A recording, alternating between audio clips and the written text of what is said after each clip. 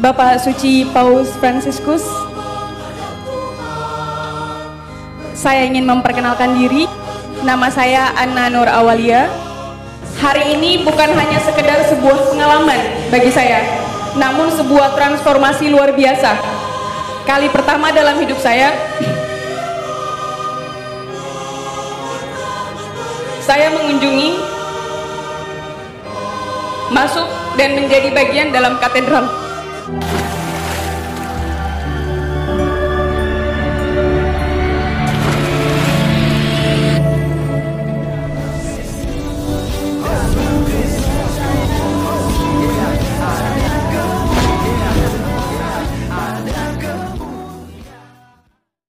Bismillah Abi wal Ibni wal Rohil Kudus Illahu Wahid.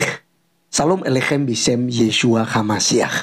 Berjumpa kembali dengan saya teman-teman sekalian di channel TV Laskar Kristus ini. Pada kesempatan kali ini kita akan membahas mengenai seorang perempuan muslim yang meneteskan air mata karena terharu, karena bangga, karena diberkati, dan juga suasana di katedral pada hari kemarin, ya, bagaimana kemudian Paus Fransiskus itu boleh menyampaikan pesan-pesan rohani, dan tentu saja pernyataannya ini dia sampaikan dengan sebuah suasana hati yang sangat bahagia karena bisa bertemu langsung dengan Paus Fransiskus.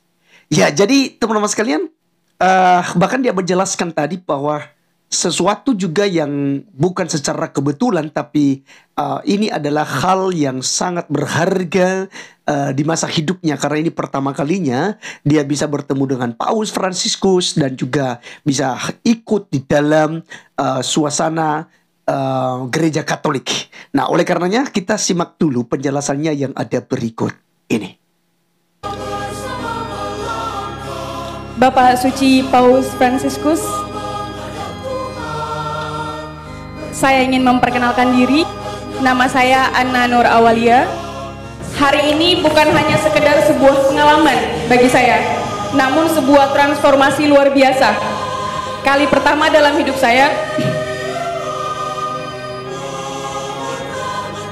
mengunjungi,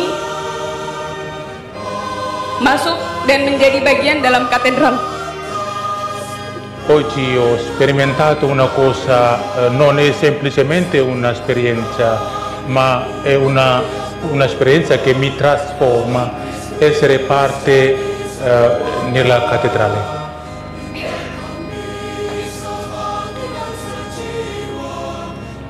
Bagian dalam katedral sebuah gereja yang disucikan umat Katolik. Ajaibnya, tepat di depan saya berdiri pula masjid tempat saya biasanya beribadah.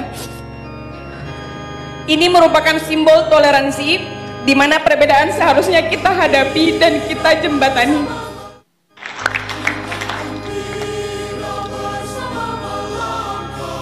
Bapak Suci Paus Fransiskus.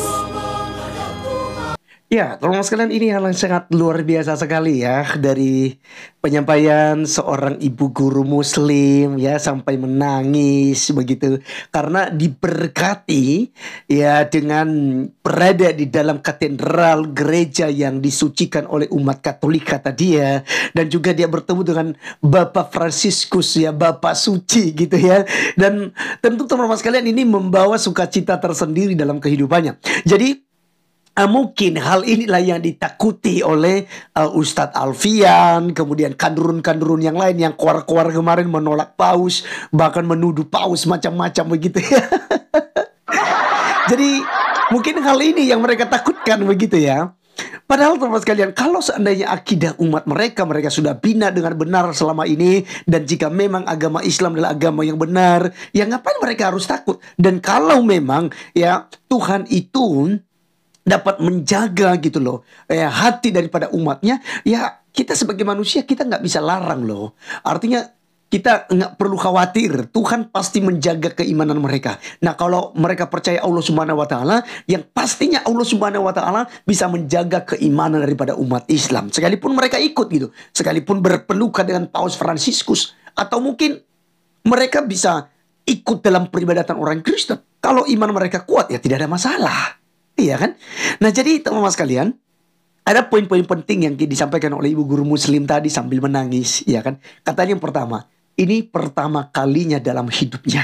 Dan ini bukan cara kebetulan, tetapi ini adalah sebuah transformasi yang terjadi dalam hidupnya.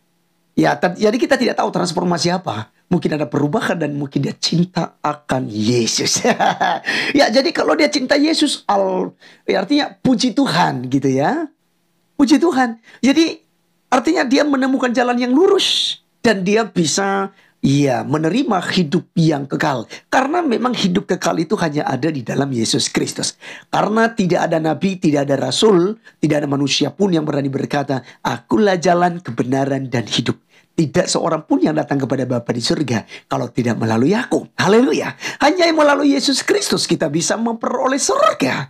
Nah, siapa tahu ibu muslimah ini menjadi percaya dan tentu saja akan memperoleh kehidupan yang kekal ya. Tidak mudah-mudahan, tapi itu adalah sebuah kepastian. Karena Tuhan datang untuk mencari kita, orang yang berdosa, orang yang tidak mengenal kebenaran. Maka dia datang untuk memberikan nyawanya bagi kita. Ketika kita percaya kepadanya, maka kita tidak akan binasa, melainkan memperoleh kehidupan yang kekal. Nah, jadi juga dia katakan tadi itu di gereja katedral ini yang dianggap suci oleh orang Katolik, dan di depannya berdiri pula masjid.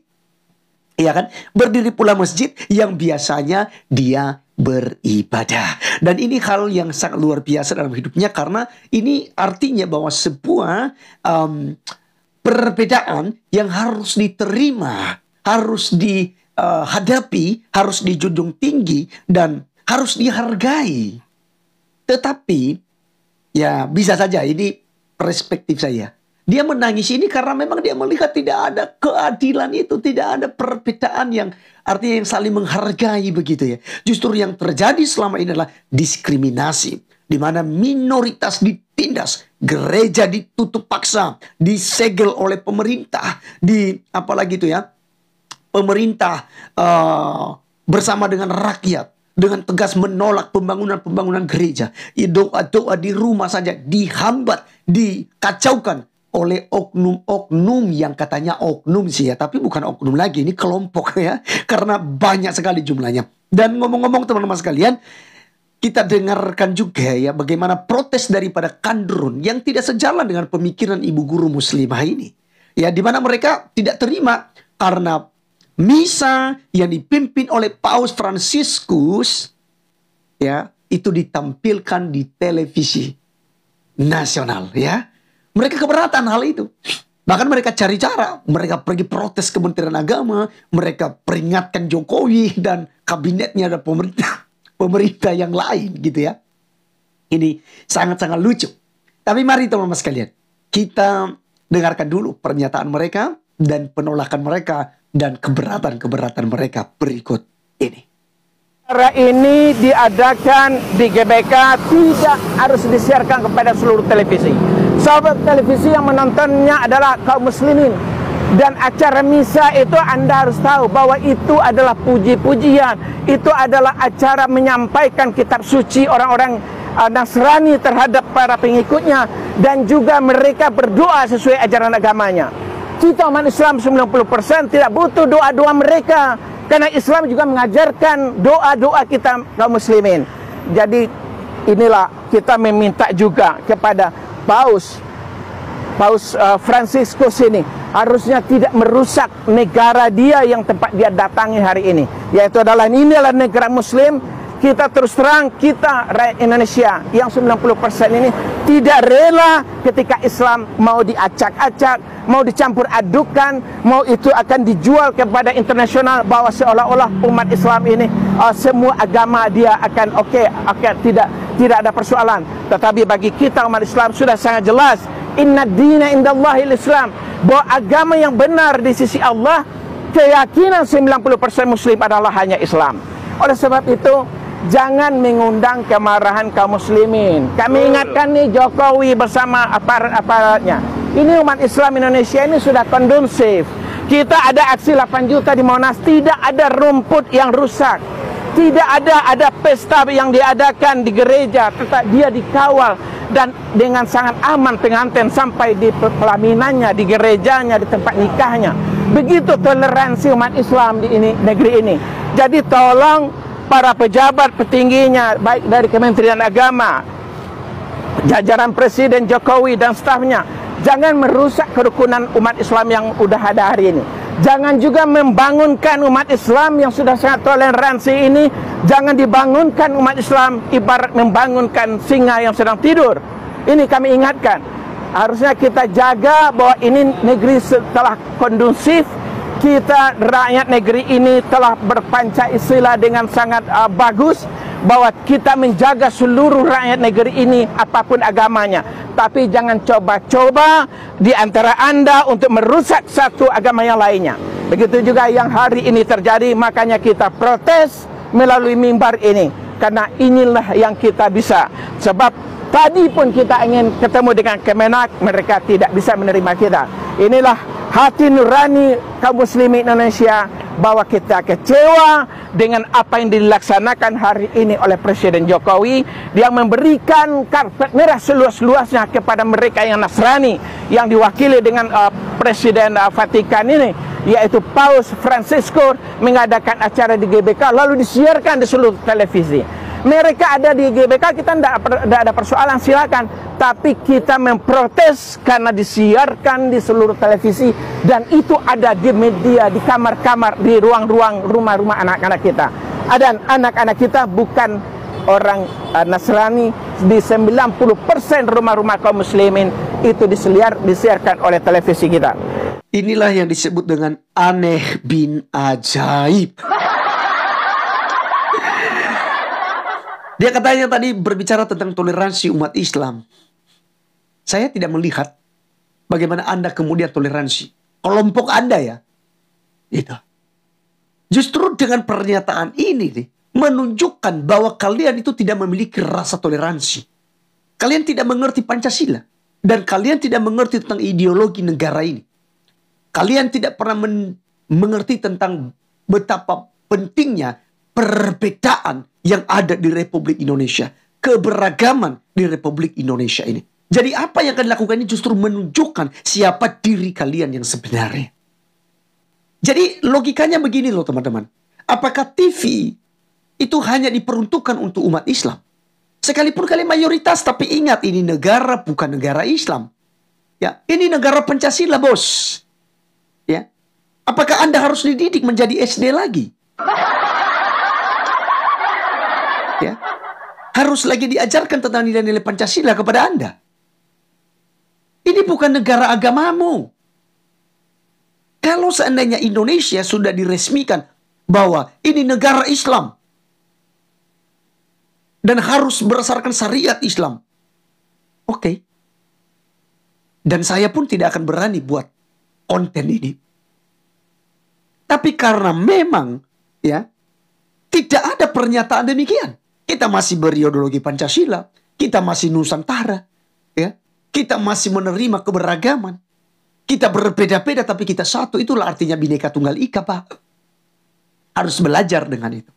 Nah, kalau terkait tentang penggunaan televisi lalu ditampilkan ya misa, ya itu no problem. Pemerintah kita dan Kementerian Agama ya, itu Presiden Jokowi dan Kementerian Agama itu tidak keberatan dan itu membiarkan dan mengizinkan. Lalu siapa Anda? Siapa? Anda siapa, Pak? Ya, Anda siapa? Kita sama-sama punya hak di Republik Indonesia ini. Kristen punya hak, Buddha punya hak, Konghucu, Hindu, Katolik, Kristen, Protestan punya hak yang sama di Republik Indonesia ini. Lagi pula ini hanya satu kali.